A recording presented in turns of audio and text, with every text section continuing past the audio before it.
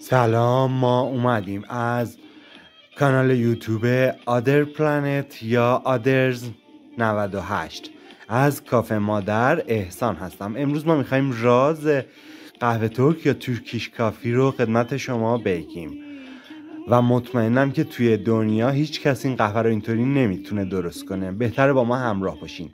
پس اول من توضیح میدم که چطوری شما قهوه رو درست کنید، بعد شروع میکنم به رکورد تصویری دماوری این قهوه.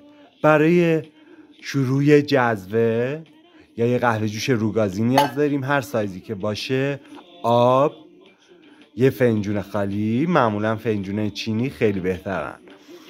2 قاشق مرباخوری قهوه ترک، یعنی قهوه‌ای که به صورت آردیا سیاب شده، و 1 قاشق غذاخوری یا چایخوری شکر. میتونید شیره انگور، عسل یا شیرین کننده دیگه اضافه کنید، اما بهترین تارگت رو ما شکر میدونیم. آماده این؟ خب شروع میکنیم. 1 فنجون آب رو به مقداری که سر فنجون 2 سانت خالی باشه خالی میذاریم، پر میکنیم. خب 2 قاشق مرباخوری قهوه ترک اضافه میکنیم به فنجون و شکرمون. مطمئن باشین که ادام میشه سر این قهوه. خب آماده این؟ بریم برای شروع.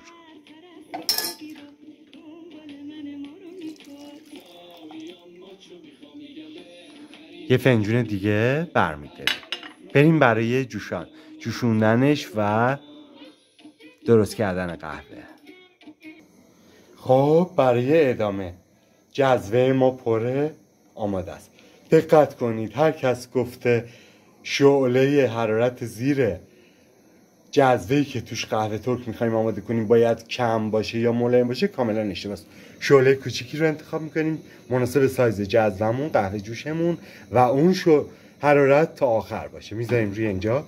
دقت کنید، خیلی دیدم که با بخار و با استیم و با روش‌های دیگه قهوه ترک درست میکنن، اما این روش بهترین روش هستش.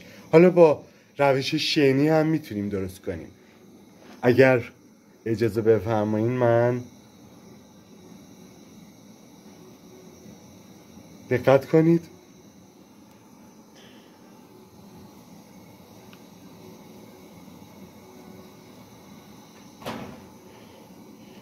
میخوام داخل قهوه جوش رو ببینید. با آخر شعله آروم آروم از گوشه ها حباب میزنه، اما وقتی که کل قهوه ترک ما یک دست میخواست شروع به جوشیدن کنه و کف کنه بیاد بالا، اون لحظه‌ایه که باید استاپ کنیم.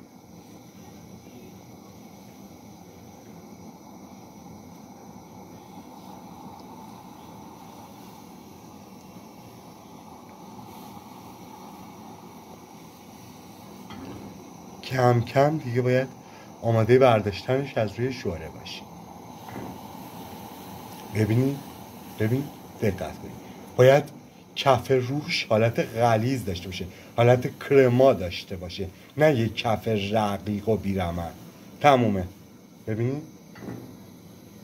خب دقت کنید، قهوه ترک هم آماده است.